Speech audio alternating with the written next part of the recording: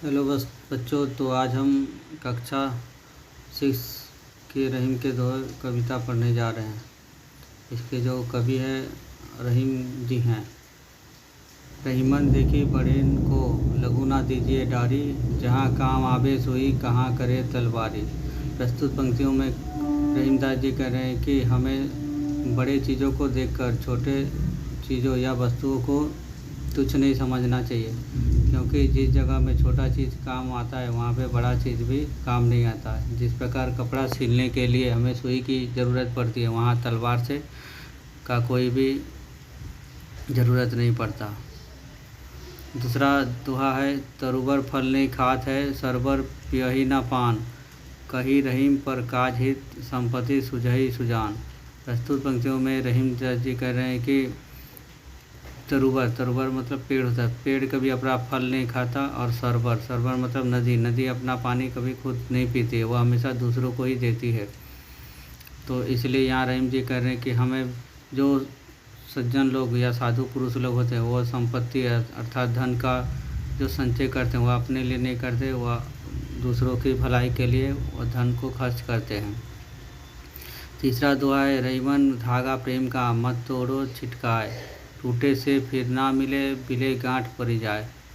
इस प्रस्तुत पंक्तियों में रहीमदास जी कह रहे हैं कि हमें प्रेम का धागा मतलब प्रेम का जो रिश्ता होता है अपने दोस्तों से या भाई बहन में या माता पिता से, उसको कभी भी तोड़ना मत चाहिए।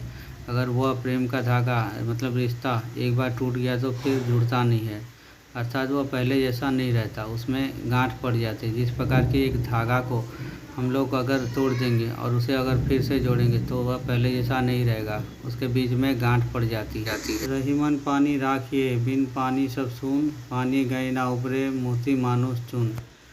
इस पंक्तियों में रहीमदास जी कह रहे हैं कि रहीमन पानी राखे मतलब पानी का अर्थ यहाँ होता है सम्मान। रहीमन पानी राखे बिन पानी सब सून, पानी गई ना उबरे मोती मानुष चुन। यहाँ पे जो रहीमदास जी कह रहे हैं कि हमें अपने इज्जत या सम्मान को हमेशा बचा के रखना चाहिए। बिन पानी सब सुन, अगर वह एक बार चले गया तो फिर हमारा कोई मूल्य नहीं होता। जिस प्रकार की एक मोती जो होती है उसका अगर चमक चले गया तो मोती का कोई कीमत नहीं रहता, मतलब मूल्य नहीं होता।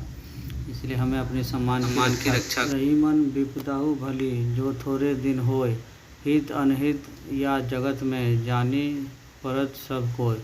इन पंक्तियों में रहीमदास जी कह रहे हैं कि विपत्ति हमारे जीवन में जब विपत्ति आती है तो वह थोड़े समय के लिए होती है, वह जीवन भर हमारा साथ नहीं देती। लेकिन इसी विपत्ति के समय में हमें यह पता चल जाता है कि कौन हमारा अपना है और कौन पराया है, क्योंकि विपत्ति के समय में जो हमारी सहायता करता है वही हमारा सच्चा मित्र होता है। रहीमन जीभा बाबरी कई गई सरग पताल, आपू तो कई भीतरी रही जूती खात कपाल। इन पंक्तियों में रहीमदास जी कह रहे हैं कि हमारा मनुष्य का जो जीव होता है वह पूरा पागल के समान उसको बोला गया है। कई सरग पताल, वह कभी स्वर्ग के समान अच्छी बातें बोलता है और कभी पताल मतलब पाताल के समान वह बुरा भी बोलता है। इस प्रकार वह निश्चय करता है कि हमारा जो बात या बोली होता है वह अच्छा होता है या बुरा होता है।